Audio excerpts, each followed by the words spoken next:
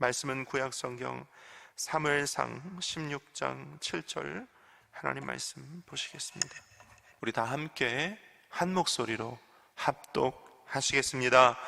야훼께서 사무엘에게 이르시되 그의 용모와 키를 보지 말라. 내가 이미 그를 버렸노라.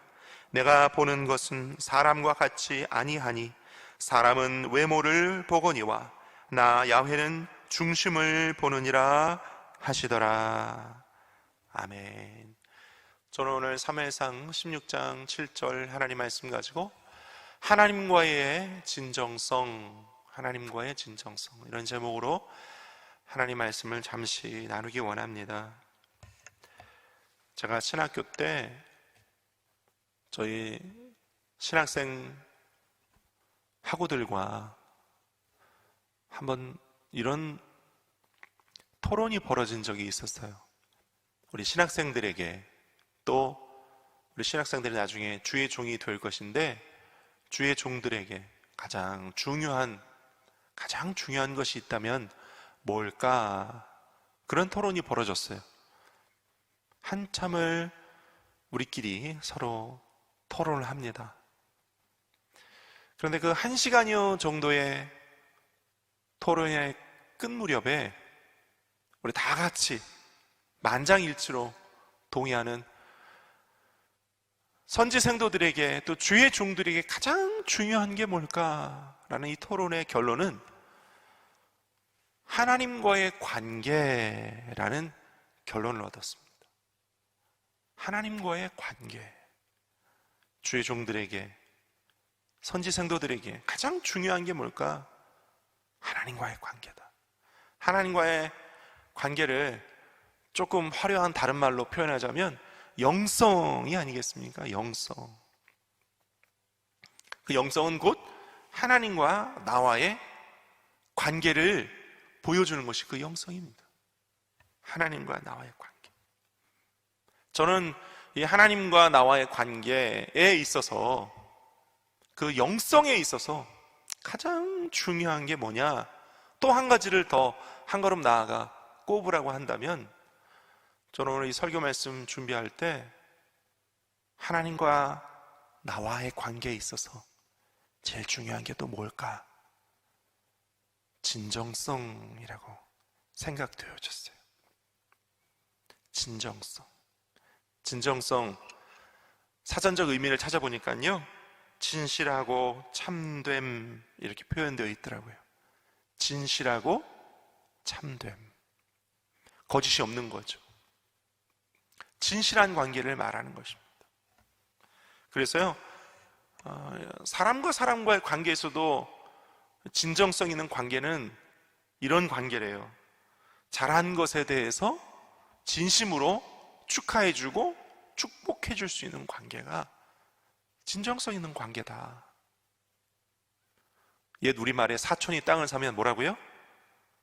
배가 아프다고 그랬는데 시기 질투가 아니고요, 정말로 진정성 있는 관계는 그가 잘된 것에 대해서 마치 내가 잘된 것 같은 그런 기쁨을 동시에 얻고요, 정말 축하해주고 진심으로 축복해줄 수 있는 그런 관계가 진정성 있는 관계다.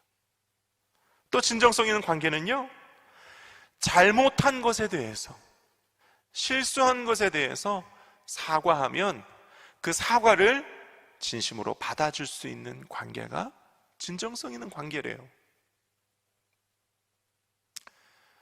우리는 보통 우리가 잘못한 것에 대해서 사과할 때도 거짓 사과를 할 때도 많고, 또 사과를 받을 때도요, 겉으로는 그래 알았어, 다음부터는 그러지 마, 하지만 여전히 내 마음속에 분이 숨겨져 있고 그를 용서하지 못하는 나 자신을 발견할 때가 많아요. 제 얘기예요, 제 얘기. 그럴 때가 많아요. 그런데 진정성 있는 관계는 어떤 관계냐? 그가 잘못된 것에 대해서 사과하고 용서를 구하면 진실로 용서해 줄 수 있는 관계, 그런 관계가 진정성 있는 관계래요.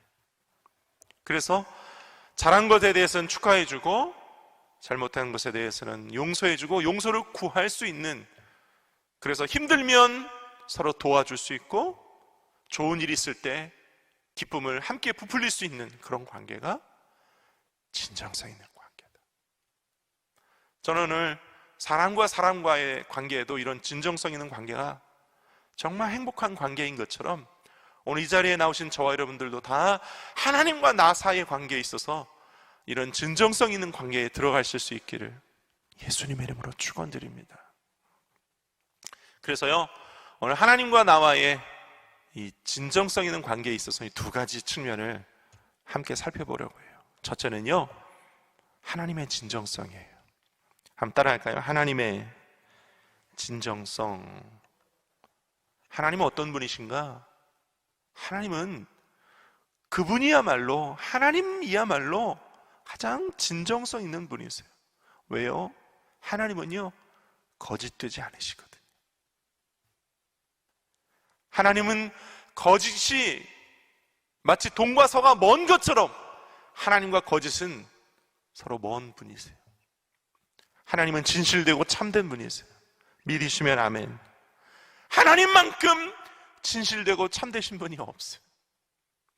하나님은요, 그 말씀을 말씀하시면 1.1획도 변함없이 다 이루시는 분이에요. 하나님은 약속하신 바를 그 대대손손 이루어주시는 분이에요. 수천 년 전의 하나님의 약속은 오늘날 우리에게까지 이루어지고 있어. 할렐루야. 그 어느 누구가 약속한 바를 수천 년이 지난 후에도 이룰 수 있단 말입니까? 하나님만 하실 수 있는 거 아니겠어요? 하나님의 말로 가장 진정되신 분이시다. 그래서요, 요한복음 4장 24절에 보면 하나님은 영이시니 예배하는 자가 영과 진리로 예배할지니라 이랬는데요, 옛날 성경 표현해 보면 하나님은 영이시니 신령과 진정으로 예배할지니라 그랬어요. 신령과 진정으로 하나님 앞에 나아갈 때는요, 하나님 그분은 참되신 분이시고 진정이신 분이시기 때문에 그 앞에 예배하러 가는 우리도 신령과 진정으로 나아가 예배해야 된다고 성경은 말하고 있습니다. 하나님 앞에 나아갈 때는요, 거짓 없이 진실된 마음으로 하나님과의 진정성 있는 관계로 예배하러 나가야 한다. 할렐루야. 이런 관계가 우리 하나님 앞에 드려질 때 하나님은 그 예배와 그 관계를 기쁘게 받으시고 우리와도 하나님은 진정성 있는 관계를 맺어주시는 거죠. 할렐루야. 제가 아까 사람과 사람과의 관계에 있어서도요, 진정성 있는 관계는 잘한 것에 대해서는 서로 축하해주고 못한 것에 대해서는 서로 이야기해주고 또 사과도 받아줄 수 있는 그런 관계라고 말씀드렸잖아요. 하나님과 우리 사이도 마찬가지. 하나님도요, 하나님 그분이 참되시고 진정이신 분이시기 때문에 우리가 잘한 것에 대해서는 축복해 주시지만 우리가 때로 범죄할 때에는 하나님은 지팡이를 드시는 분이에요. 막대기를 드시는 분이에요. 우리가 부모일 때, 우리 어린 자녀들 대할 때 여러분 어떻게 하십니까? 어린 자녀가 잘못하면 그 잘못한 것에 대해서 잘했다 잘했다 칭찬해 줍니까? 아니죠. 참된 부모는요, 자녀가 잘못한 것에 대해서는 잘못한 것을 바르게 가르쳐 주고 때로는 채찍을 들 수 있는 것이 참된 부모 아니겠어요? 요즘 젊은이들이 참교육 하는데 그게 진짜 참교육 아니겠어요? 그게 진정성 있는 관계잖아요. 하나님과 우리 사이도 마찬가지. 하나님은 참되시고 진실되신 분이시기에 우리에게 그렇게 하시는 거죠. 그 하나님을 알고 그 하나님 앞에 나갈 때 하나님의 참되고 진실함 앞에 우리도 참되고 진실함으로 나가면 하나님은 다 받아주시는 거예요. 할렐루야. 하나님은 다 받아주세요. 이스라엘이 광야에 있을 때에 하나님 앞에 온 원망과 불평으로 못난 모습 보일 때 하나님은 모세의 지팡이를 드셨어요. 그리고 그들이 회개하고 하나님 앞에 자복하면 하나님은 다시 생수를 주시고 만나를 주시고 메추라기를 주셨어요. 할렐루야. 저와 여러분이 하나님 앞에 질신된 모습으로 나아갈 수 있기를 예수님의 이름으로 축원드립니다. 그래서 두 번째, 우리의 진정성이 참으로 중요해요. 하나님과의 우리 사이에 참된 진정성이 있어야 되겠어요. 그런데 하나님과 우리 사이에 참된 진정성 어떻게 얻느냐? 여기서 중요한 게 있어요. 하나님과 1대1의 관계에 들어가야 돼요. 한번 따라해 볼까요? 하나님과 나와의 1대1의 관계. 하나님과 나와의 1대1의 관계가 있어야 돼요. 가끔 전도를 하다 보면요, 어떤 남성분들이 이런 이야기를 종종 하는 걸 들을 수 있어요. 예수 믿으세요. 예수 믿고 구원받으세요. 그러면 우리 집사람이 예수 잘 믿는다고. 우리 집사람이 예수 잘 믿는다. 우리 애들이 교회 열심히 다닌다고. 그럼 선생님은요, 나는 그냥 우리 집사람 치마폭 붙잡고 천국 가지 뭐, 이렇게 얘기하시는 분이 있어요. 아니에요 여러분. 하나님과 나 사이에 1대1의 관계에 들어가야, 그래야 진정성 있는 관계가 되어지는 거죠. 부인이 구원받는다고, 자식이 구원받는다고 그 구원의 은총이 나까지 오는 걸까요? 물론 예수님께서 주 예수를 믿으라 그래야만 너와 내 집이 구원 얻는다고 하셨는데, 우리도 하나님 앞에 1대1의 진정성 있는 관계에 들어가야 돼요. 부인은 예수 잘 믿는데 나는 온갖 범죄와 더럽고 추악한 것으로 막 물들어 있는데 어떻게 구원을 받을 수 있겠습니까? 하나님과의 1대1의 관계, 하나님과의 진정성 있는 관계에 들어가는 저와 여러분 되시기를 예수님의 이름으로 축원을 드립니다. 그래서요, 오늘 저와 여러분이 본문 3은 사무엘상 16장 7절에만 보면 하나님은 우리의 외모를 보시지 않고 우리의 중심을 보시느니라 말씀하시잖아요. 우리의 중심을 보시느니라.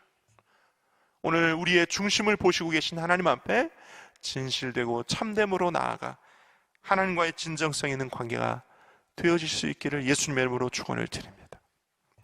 제가 이 대목에서요, 이 대목에서 돌아온 탕자가 생각이 났어요.